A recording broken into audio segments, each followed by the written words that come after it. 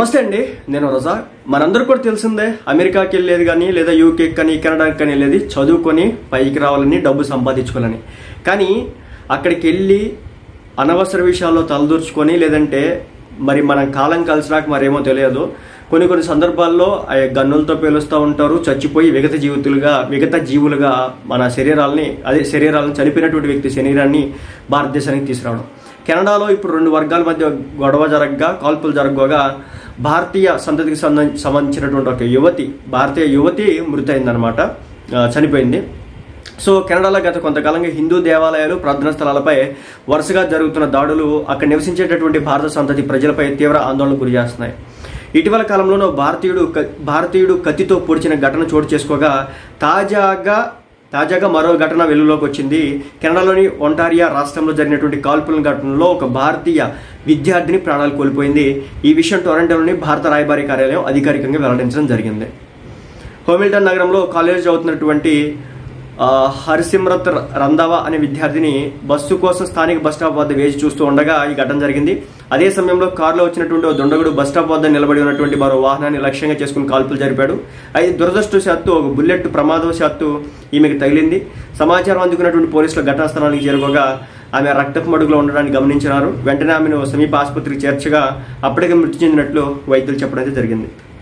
పోలీసుల కథనాల ప్రకారం ఏంటంటే, ఏదో చెప్తారు కదా, కాల్పులు జరిపిన ఇరు వర్గాల ఘటన తర్వాత అక్కడి నుంచి పారిపోయారు. పోలీసుల కథనం ప్రకారం ప్రస్తుతం ఈ ఘటనపై పోలీసులు అక్కడ విచారణ చేపట్టారు. ఈ విషాదకర ఘటనపై భారత కాన్సులేట్ తీవ్ర దిగ్భ్రాంతిని వ్యక్తం చేసింది. ఓ అమాయకురాలు నిర్దాక్షిణ్యంగా జరిగిన కాల్పులో ప్రాణాలు కోల్పోవడం హృదయ విదారకాన్ని పేర్కొంది. మృతురాలు కుటుంబానికి అవసరమైన సాయాన్ని అందించి అన్ని విధాలు అండగా ఉంటామని హామీ ఇచ్చింది. ఇటీవలే ఒక భారతీయుడు కెనడాలో హత్యకు గురయ్యాడు. కెనడాలోని ఒట్టావా సమీపంలోని రాక్లాండ్ ప్రాంతంలో భారతీయుడు కత్తిపోట్లకు గురై మరణించడం జరిగింది. అయితే అతని పేరు, ఇతర వివరాలు ఇంకా బయటకు రాలేదు. ఈ ఘటనలో నిందితుడిని అరెస్ట్ చేసి విచారణ జరుపుతున్నట్టుగా పోలీసులు అయితే చెప్పారు. ఇక గత డిసెంబర్లో చోటు చేసుకున్నటువంటి వరుస ఘటనలు భారతీయులను తీవ్ర దిగ్భ్రాంతికి గురి చేస్తున్నాయి. డిసెంబర్ 1న పంజాబ్ రాష్ట్రంలోని లుధియానాకు చెందినటువంటి గుర్సిస్ సింగ్ అనే విద్యార్థిని ఒంటారియాలోని సర్నియా సిటీలో అద్దెకు ఉంటున్న ఇంట్లో హత్యకు గురయ్యాడు. 4 నెలల క్రితమే అతను ఉన్నత చదువు కోసం కెనడా వెళ్ళాడు. అతడితో అదే ఇంట్లో నివసిస్తున్న క్రాస్లే హంటర్ అనే వ్యక్తి ఆ వ్యక్తిని మన ఇండియన్ని చంపేయడం అయితే జరిగిందన్నమాట. డిసెంబర్ 6న హర్షదీప్ సింగ్ అనే భారతీయ సంతతికి చెందినటువంటి సెక్యూరిటీ గార్డ్ను ఒక గ్యాంగ్ కాల్చి చంపింది. ఇక డిసెంబర్ 7న పంజాబ్కి చెందినటువంటి రితిక్ రాజ్పుత్ అనే వ్యక్తికి చెట్టుకుని మరణించాడు. సో అధికారిక గణాంకాల ప్రకారం ప్రస్తుతం కెనడాలో సుమారు 4 లక్షల మంది భారతీయులు విద్యార్థులు ఉన్నారు. అయితే గత ఏడాదిన్నర కాలంగా భారత్ కెనడాల మధ్య సంబంధాలు ఏవైతే ఉన్నాయో అవన్నీ కూడా దెబ్బతిన్నాయి అనమాట. సో దీని ప్రధాన కారణం ఖలిస్తానీ వేర్పాటువాది హర్దీప్ సింగ్ నిజ్జర్ హత్యపై కెనడా ఆరోపణలు. సో ఈ హత్య ముఖ్యంగా ఏంటంటే అక్కడ హిందువుల్ని టార్గెట్గా చేసుకుని అయితే కొన్ని జరుగుతున్న మాట అయితే వాస్తవం.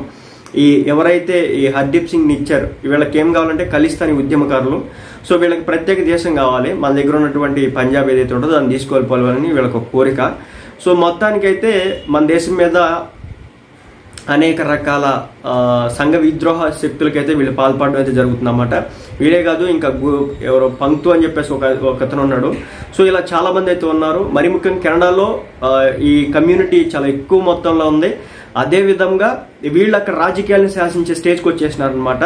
సో ఎవరైతే ఈ సిక్కు కమ్యూనిటీకి సంబంధించిన వాళ్ళు, కాబట్టి అక్కడ తెలుగు వాళ్ళ, హిందీ వాళ్ళ, నార్త్ వాళ్ళ, సౌత్ వాళ్ళని కాదు, ఇండియన్స్ ఎవరైతే ఉంటారో, మరి ముఖ్యంగా హిందువులు ఎవరైతే ఉంటారో వీళ్ళని గట్టిగా టార్గెట్ చేయడం జరుగుతుందన్నమాట. కొంచెం జాగ్రత్తగా అయితే ఉండండి. కెనడా వెళ్ళే వాళ్ళు 1-4 సార్లు ఆలోచించి పోతే మంచిది.